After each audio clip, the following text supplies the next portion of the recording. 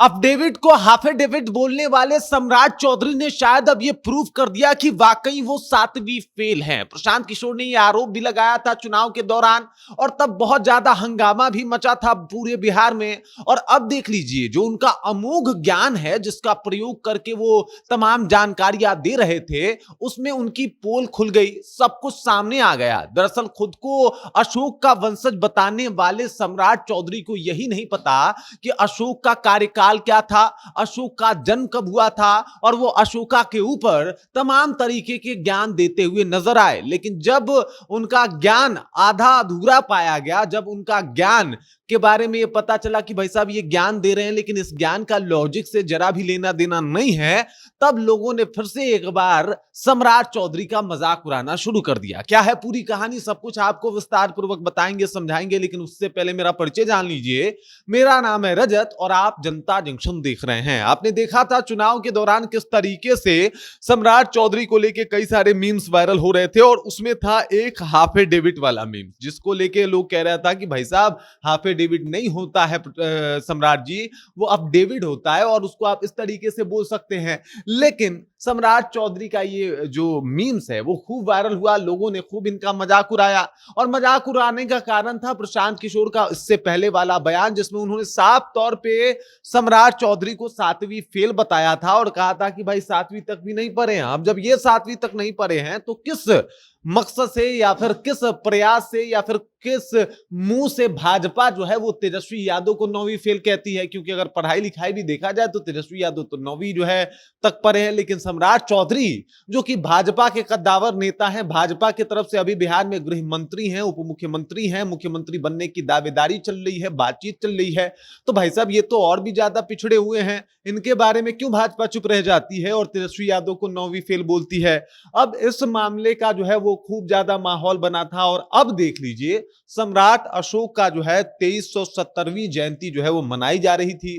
कुशवाहा समाज ने एक भव्य आयोजन किया था पटना में और इस आयोजन के मुख्य अतिथि थे कुशवाहा के सिरमौर सम्राट चौधरी। सम्राट चौधरी वहां पे पहुंचते हैं, पूरा माहौल बनाते हैं, मंच पे माइक उठा के बोलना शुरू करते हैं और बोलते बोलते क्या बोल जाते हैं उनको पता ही नहीं चलता। बोलते बोलते आप जब आपके पास जानकारी ना हो तो बहुत सारी चीजें सामने आ जाती है। इसलिए हमारे यहाँ कहा जाता है या तो पता ना हो तो चुप रहिए, या फिर अगर पता हो तभी अपना मुंह खोलिए, क्योंकि आपकी एक बात बहुत कुछ डिसाइड करवा देती है। और वैसे भी सातवीं फेल इसलिए बोला जा रहा है क्योंकि सम्राट अशोक के बारे में अगर बात किया जाए तो हमें पांचवी से जो है पांचवी अगर एनसीईआरटी का बुक देखिए तो पांचवी कक्षा से पढ़ना और पढ़ाना जो है वो शुरू हो जाता है।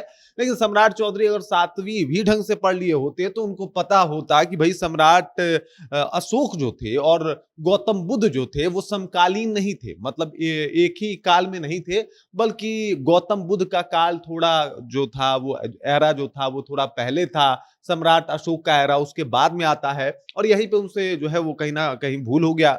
उन्होंने कहा कि भाई सम्राट अशोक के दो फेस थे, एक था चंड अशोक जो कि पूरे भारत को एकदम से एकत्र करने के कोशिश से निकला था और उसने अखंड भारत का सपना देखा था, और दूसरा था अखंड अशोक जिन्होंने इस तरीके से बौद्ध धर्म, जब वो गौतम बुद्ध से मिले तो उन्होंने गौतम बुद्ध के साथ मिलके एकदम से अस्त्रों का त्याग कर दिया। तो भाई गौतम बुद्ध से कभी अशोका मिले ही नहीं थे। और ये सब कुछ आप इस तरीके से समझ सकते हैं कि गौतम बुद्ध और अशोका के कार्यकाल में 250 सालों का फर्क है। गौतम बुद्ध का जन्म जो है वो 563 ईसा पूर्व में हुआ था। वहीं पे अगर बात किया जाए तो जो सम्राट अशोक हैं उनका जन्म जो है वो 304 ईसा पूर्व बताया जाता है। अब बताइए कि इन दोनों में अगर आप देखें तो ये जो अंतर है वो 250 सालों का है। तो 250 साल पहले अगर गौतम बुद्ध का कार्यकाल जो है वो था, तो ऐसे में अशोका के कार्यकाल में गौतम बुद्ध कहां से आ गए और कहां से उन्होंने अशोका को ज्ञान दे दिया? भाई देखो, बौद्ध धर्म जो है वो अशोक ने अपनाया था, लेकिन शायद विस्तृत जानकारी न होने की वजह से सम्राट चौधरी ऐसा कुछ बोल गए। गौतम बुद्ध का और अशोका का कभी मिलना नहीं हुआ है। कोई किताब इस बात को सच नहीं मान सकती और इसके पीछे का कारण है कि दोनों के कार्यकाल में बहुत अंतर था।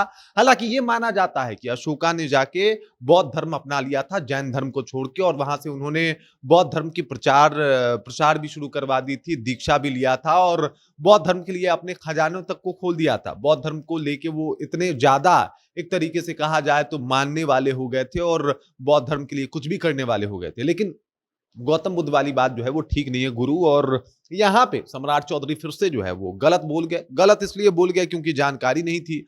अरे भाई, अगर आप जा रहे हैं, मान लीजिए कि बतौर गृह मंत्री आप बिहार के काम कर रहे हैं, बतौर मुख्यमंत्री आप किसी कुशवाहा के कार्यक्रम में जा रहे हैं जहां पे सम्राट अशोक की जयंती बनाई जा रही है, तो कम से कम उनके बारे में थोड़ा सा पढ़ तो लेंगे। हालांकि अगर आप पढ़ेंगे और ठीक से समझेंगे नहीं तो इस तरीके की गलतियां जो है वो हो जाती है। और ये गलती सम्राट अशोक के बारे में बोल के सम्राट चौधरी ने बड़ा ही, मतलब, एक अलग ही माहौल क्रिएट कर दिया और फिर से इस बात के ऊपर चर्चा शुरू हो गई कि भाई साहब, जब जानकारी नहीं थी तो बोले का है। बाकी इस खबर, इस जानकारी को लेकर आप क्या सोचते हैं, आपके जहन में क्या कुछ चल रहा है, कमेंट कीजिए, अपना विचार हम तक पहुंचा दीजिए। बाकी आप देख रहे हैं जनता जंक्शन और मेरा नाम रजत है।